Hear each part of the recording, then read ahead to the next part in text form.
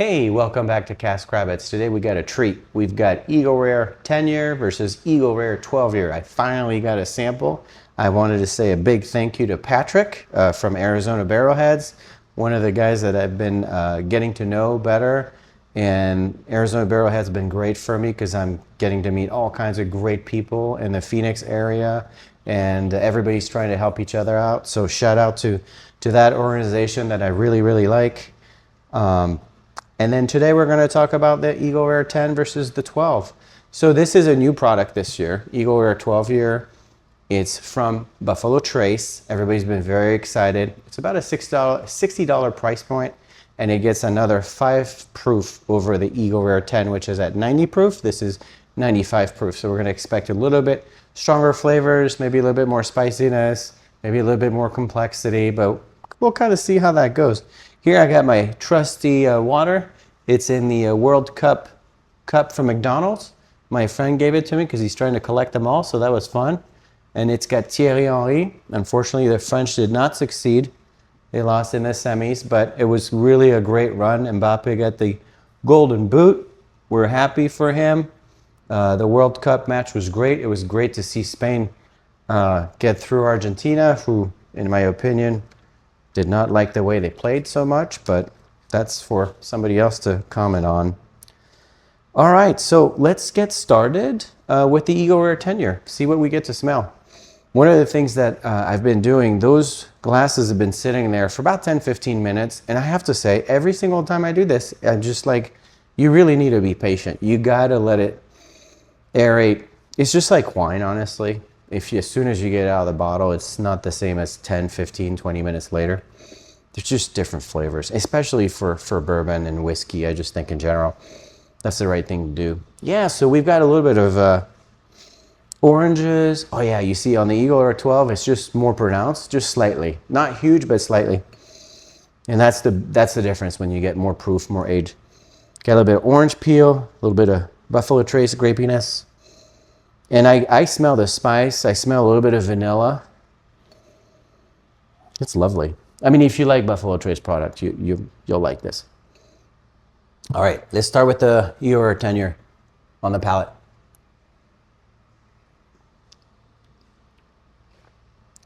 Yeah, so Eagle Rare is always just lovely, right? It's easy. It's very approachable. This is the one that I think most people get started on, either that or E.H. Taylor small batch a lot of times, just depending if you want more spice. I had my dad over a few weeks ago, and he wanted to have some bourbon, and I said, you should try Eagle Rare. I didn't say what it was, and he's like, oh, this is delicious because it's sweet, it's easy, it's not too proofy. So if you have a whiskey drinker, for example, that wants to try a bourbon, yes, it's not like a malted, whiskey from the US, but this is very approachable, very easy to drink. So I always say that's just a great starter bottle as a whole. And then out here, we've got our friend Eagle Rare 12. Let's see what happens.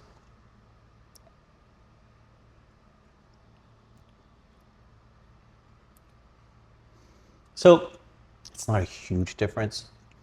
You got the brown sugar, baking spices, some dark fruit, maybe a little bit more oak. You get more flavors because of the proof point, I think. And then you get a couple more years. So on the finish, though, I will say, oh, that's interesting. The finish is medium long. It actually surprised me. I tried it a little bit earlier just to kind of get a feel. And that's really interesting. Like, it actually lingers way more than this one.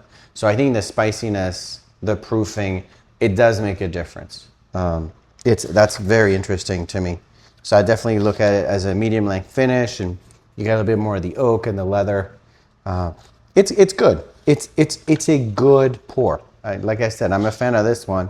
So this is a little bit better, right? So $50, $60, $10. If you can get it for MSRP, sure. You could get that one instead of that one. But I've heard like some of the store picks for this can be delicious too. So don't overlook it. If somebody's doing a store pick, maybe if you're able to try it and then buy it, sure, do that. Absolutely. So one of the things that I wanted to show you guys is this guy. This is Old Charter Oak Finest Oak. And I've been seeing these around Phoenix a little bit. And what it is, it's basically the same mash bill as Eagle Rare. But it's got a little bit more proof, 5%, like the Eagle Rare 12. I don't think it tells you the age on this one, so it's probably going to be less, maybe 7 or 8 years.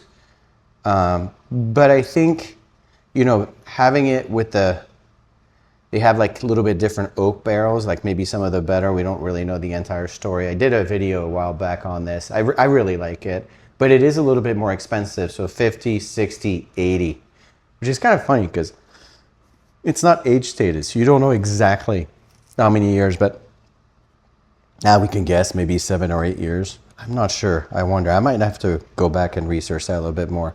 So this is a good alternative. I'm a huge fan of these guys. I know it's different because it's 120 proof, 8 year, but it's an 8 year, so it's not as old as these guys, but way more proof. I'm a huge fan of Ben Holiday, and these you can find around. The 8 year single barrel is harder to find. I found this in California at Remedy Liquor. But you can find like the sweet weed and some of the other, even the non-single barrel cast strength, you can find around in Phoenix. I've seen them before, so I'm a huge fan of that. And then the other one that reminds me of Eagle Rare a little bit is the Old Fitz 7, right? Because Old Fitz 7 is supposed, and not so much like maybe the flavor, but more the fact that they're supposed to be shelfers and they're kind of like the flagship of like Old Fitz now. I mean, like just something you can find. It's $59. It's got a decanter bottle. It's not as pretty as this one, but it's very pretty. And it comes with a green bag. So if you like the presentation and stuff, I do. I think I'm kind of a sucker for that stuff. It's kind of fun. It's like this guy. I mean, look at that. That's really pretty. Even I just got the little book there. Anyways, it's fun. But I would say those are your alternatives. If we rate it on a 0 to 10 scale, I would say that it's a good bottle, right? Maybe like between 7 and 8 somewhere, maybe like 7.6, 7.7. It's solid. It's a solid pour. You're not going to be disappointed, especially if you can get it MSRP. My advice to you is a lot of people are selling them right now in the secondary around 150 to 150. I would wait. If you can be patient, I've noticed that if you're a little patient, you can get these bottles at less price. So for example, I made a mistake on this bottle. I overpaid a little bit, but now you can get it MSRP through different people and stuff. You're starting to see them because let's just be honest, the whiskey economy is kind of going lower. You know, Buffalo Trace is releasing a ton of products, so you can get more stuff. This is Maker's Mark, by the way. But also Rittenhouse, right? They did their 10-year. This is one of my favorite pour. I love this bottle. A lot of people told me that they didn't like it as much. I was like, what? You guys crazy? This is great if you can find this. But again, like I was able to get it for MSRP. Another good, great person, Dennis at Arizona Barrelheads, was sold it to me for MSRP. And I was like, okay, I'll buy it. That was wonderful. Just good dude. So yeah, so be patient. Same with Little Book. I saw it at Costco, right? That is not a $160 bottle, but for $120, yeah, maybe. So again, be patient, look for stuff, and then you'll find them. All right, guys, that's gonna wrap it up for today's episode. Hope you guys had a great time. Caskrabbits out.